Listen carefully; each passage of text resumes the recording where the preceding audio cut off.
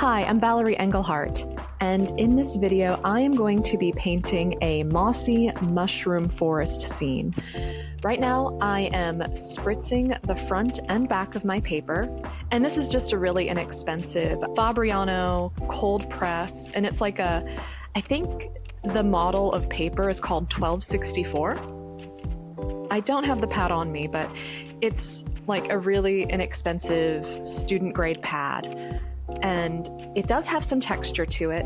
And so I was just really interested to see how this paper would perform with the spraying technique.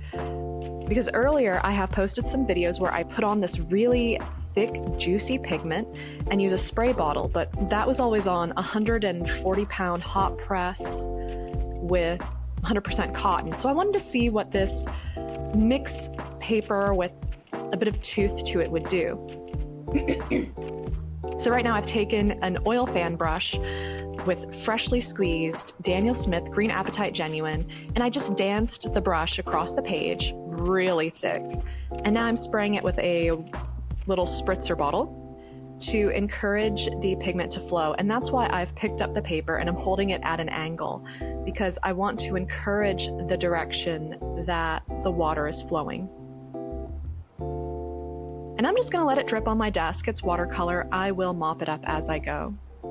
But it's important not to just spritz it, hold it, and put it back down, or else the water's just going to go back on itself immediately. So you really have to hold the paper for a good 30 seconds, at least. And at this point, I've moved the paper so that the water is running back on itself, just to see, well, what sort of results I get. This entire painting is really just an experimentation. I want to see how this inexpensive paper performs with this very thick, spritzy watercolor technique.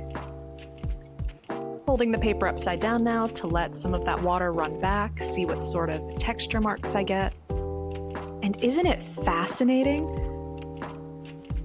So this is a granulating paint. It's a Primatech, so I'm pretty sure any of the Primatechs by Daniel Smith will granulate really nicely.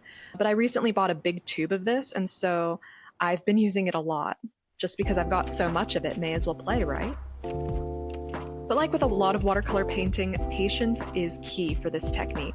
Now, I do apologize for how blown out my camera is in terms of how white it is. I did try playing with the settings, and it was only after a lot of grumbling that I figured out, oh, it's because we have sunlight now. I live in an area north of Seattle, so in the wintertime we don't have sun, so all of the recordings I've done lately weren't affected by sunlight.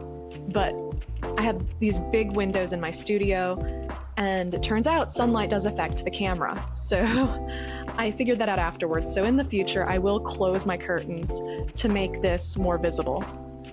This is going to be like a mossy forest scene. I don't want the background to be a stark white, so I've gone into my palette, and this is Rockwell Canada Deep Soul. And it's a light blue, very earthy, and it has some warm brown tones in it. And now I'm spritzing to merge that Green Apatite Genuine in with that Deep Soul color. But wow, look at how strong that explosion was with the green. It was just ready to move into that blue. And it was a little more than I anticipated. That's great. I learned more about how this paint behaves. And that's fine. It definitely creates a sense of atmosphere. But again, just look at those textures in the green. So learning a lot about this paper, and so far I'm pleased. All right, so I've let this layer dry, and I am just loving these texture marks. Oh my goodness, I can't wait to experiment with it more. So now it's time to put in the mushrooms. So I'm going back into my palette. And this particular palette has all Rockwell Canada paints. And I'm gonna go back into that Deep Soul. And I don't sketch first, I just sort of intuitively paint. So I just picked a spot and I'm gonna paint a mushroom cap. I don't even know what kind of mushrooms these are. They're actually pretty small. So I should probably look into that. But to keep a loose look to them, I go in with fresh pigment and I sort of outline it a bit, rinse my brush, and then drag that pigment around, and that makes the bell sort of translucent. And after painting that one, I was thinking of jellyfish, so I might try this technique again later, but, well, for jellyfish. And this video is not sped up. I am doing this in real time, so you can see how much time realistically it takes me to paint certain elements.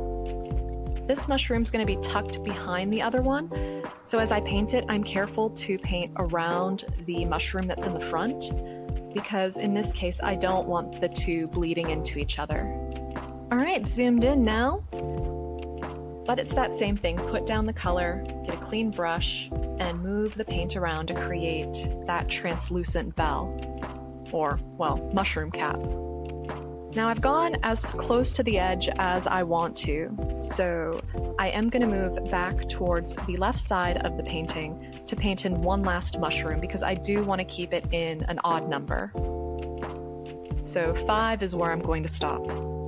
It's a really hard line over there at the side, and I'm just going to soften it. All right, I've picked up some, let's see, this is Rockwell Canada elf wings. It is a lovely brown that kind of has some purple undertones, so it works really well with the deep soul color. And to keep things loose and dreamy, I, with the pigment, painted the stalk towards the top of the mushroom and then where it meets down in the moss, and then using a wet clean brush, merging the two together. That way there is that variation in tone where, and I love that watercolor is transparent, so you get that green popping through. And then rinse and repeat for all of these other ones. Going to paint close to that mushroom cap, leave a gap, paint down in the moss, rinse the brush, lightly tap it dry on my cloth, and then just merge the stalk to form one shape, but it gives it a variation in tone. I've pulled out my tiny little liner brush, and it has quite a fine tip. I've gone back into that deep soul color, and now I'm just adding some detail lines on the tops of the mushrooms. I'm using a very light touch and letting the line skip. So that way it's not a bunch of solid lines. There's a bit of variation in thickness and their length. And I am going to go in and use some clean water and just soften some of those areas. Now you can change the tilt of the mushroom cap by where you place the center of where those lines radiate from. So instead of having the center of this particular mushroom at the tippy top of the cap, I've moved the lines down toward me, and that makes it appear like this particular mushroom cap is tilted towards us a little bit. And all I did there was change where I put the lines. And by doing that, you can change the tilt of the mushroom.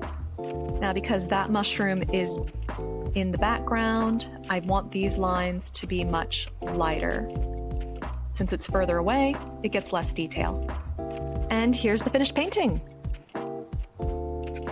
If you enjoyed this video, please give it a like so I know to make more like it. And if you want to see more, subscribe because I make videos every Monday and Thursday.